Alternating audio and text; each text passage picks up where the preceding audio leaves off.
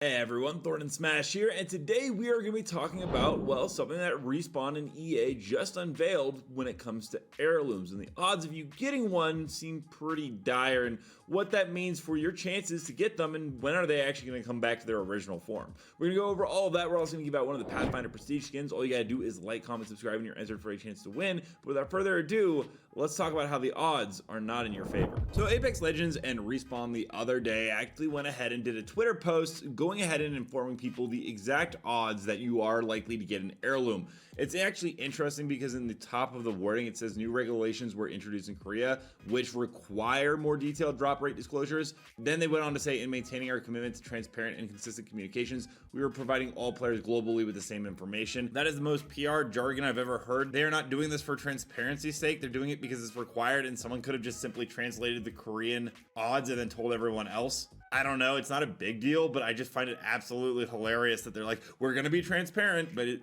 very also clearly states they were required. Regardless of all that, and said they have not adjusted the rarity drop rates. The published drop rates are the lowest possible rates, and Apex packs guarantee that players won't receive duplicate cosmetic items, and then they went on to show us the exact odds as 0.045%. Originally, though, they were listed as less than 1%, and that's actually a huge difference because if you do the math, that's not 0.5% chance of getting it, that's half of a 0.%. It's absolutely crazy how hard it is to get these in game. Someone did the math, but apparently you need about 2,200 packs to go ahead and land an heirloom. Now, they do actually have a guaranteed one. No matter what, you are guaranteed to get an heirloom at 500 packs no matter what. But that does also mean you will have to go ahead and grind the game out and get every single level that is free, and most players probably won't hit that. All that being said, is it really worth it even to get an heirloom anymore? And are these practices a little deceptive by Respawn? Well, you can go ahead and look at the fact that, one, we don't actually have a way to track packs in game. This is actually, I think, a deliberate thing on purpose. There is a third-party tracker that you guys can go ahead and use, but you have to count all your packs from Battle Pass, any that you have bought, and so on and so forth. It's very meticulous, and the reason that they don't have this implemented in the game is they don't want you to know how far away you are actually from an heirloom so that you'll spend money on Apex packs to get it. And the gambling in this game has actually gotten a lot worse over time. Milestone events were introduced with the Shadow Society event, and this brought in 36 different unique packs, but you couldn't buy the item you directly wanted to, and there were odds that you were not going to get the final reward, which is listed, I think, also as under 1% chance. You have to go ahead and gamble. The only thorough way to actually get an heirloom, no matter what, is if you buy an entire collection event for $160.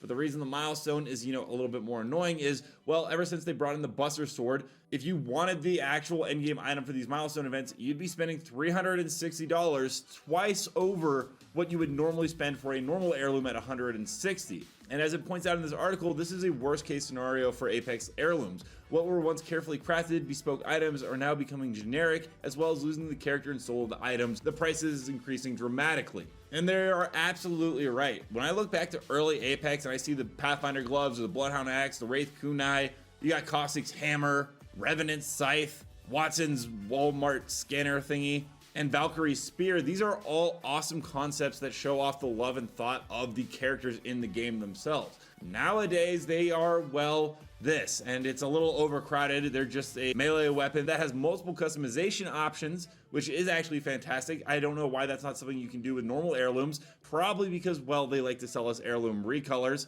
Also, heirloom recolors being the same price as regular heirlooms is a little weird. It's just a different skin. It's kind of crazy that they went ahead and they actually introduced recolors for the idea that you'll have a different version / color of the original, but now they actually have these guitars which you can fully customize. Why we don't have options for, say, the prestige skins? I would love to have a palette here where you can go ahead and change it because you spent $160 on a skin in a first-person shooter game. That should be like the bar minimum. I mean, we're still waiting on dive trails for older ones, so don't count on that anytime soon. But that would be absolutely fantastic. They'll probably never add it because I would imagine that prestige skin recolors are the next thing that are going to be sold. And we continue to see more monetization practices that aren't always the best being introduced. There was the Battle Pass split where now you have 6 weeks to go ahead and grind out an entire 60 levels of the Battle Pass. Then there's a second one that you have to grind out as well if you want every single thing in a season. Apparently Yoro Tsuki, by the way, said that a Nessie Watson Battle Pass skin is speculated to release in season 24 possibly, so if you've been, waiting for that, that does look to be coming in the near future. But for a game that has made over $3.4 billion in revenue and continues to find new ways to monetize and go ahead and have incredibly rare drop rates while not telling us how close we are to getting an heirloom, all of this could somewhat be overlooked if they actually went ahead and took the same ideas and concepts they're constantly putting into monetization, revenue growth, and so much more, and actually, went and put it into maybe the servers, which have been really, really bad this season, especially with the hit reg issue, and so many more. Overall, I'm not very surprised that the drop rate is so rare. You're likely never to get an heirloom on a drop. If you do, you're incredibly lucky. I do hope that Apex Legends in the near future does go back to the original heirloom designs for the Legends. At least those, in my personal opinion. Nothing in this game is worth $160 for some pixels on your screen, but at least they had life and it felt something very unique. The current state of the monetization in this game has gone to a whole new level while also taking some steps back in terms of performance and gameplay. That's just my personal opinion. We're going to go ahead and roll some community clips now. Go ahead and let me know your thoughts on the heirlooms, and don't forget to follow me on Thornton Smash on Twitter if you guys want to show some of your own gameplay clips. But without further ado, let's get in. On top of us. Enemy shield. He went straight down. Grenade! Grenade! Taking us to new heights, Newsy. Oh, it's just a wee scratch, dear. Name on numpties. They built them tougher in my day. Fuck, F mij eerder. Bal achter de bodem. Nee!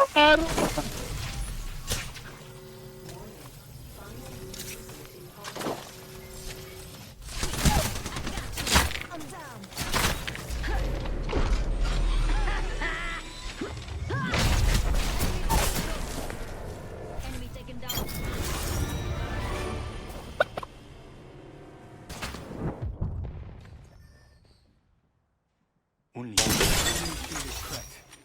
I leveled up. Now to install an upgrade. Yeah.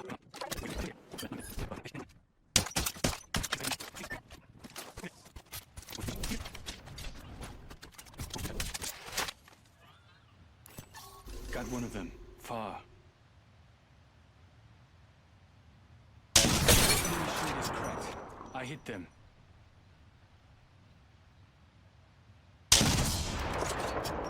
I downed one. Yeah, enemy spotted.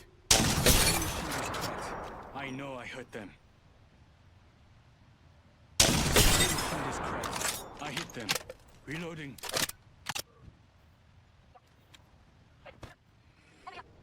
Guys, enemy landed close by. Blanca's shooting at me. Reloading. Broken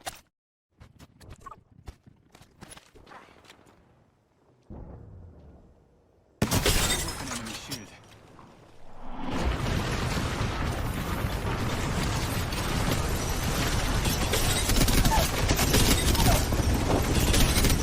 They're dead.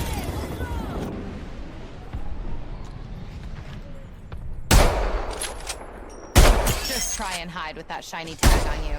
Prey's been hit. Target shield. What the fuck? Let me know down below, what are your guys' thoughts on the chances to get an heirloom? Do you think that it is way too difficult, or do you think that, it's a free thing eventually, so it's not a big deal? Also, don't forget to check out this video right here where I cover more news on a video game called Helldivers 2, which I've been having a lot of fun doing. And until next time, everyone, keep slaying the Outlands. See you out there.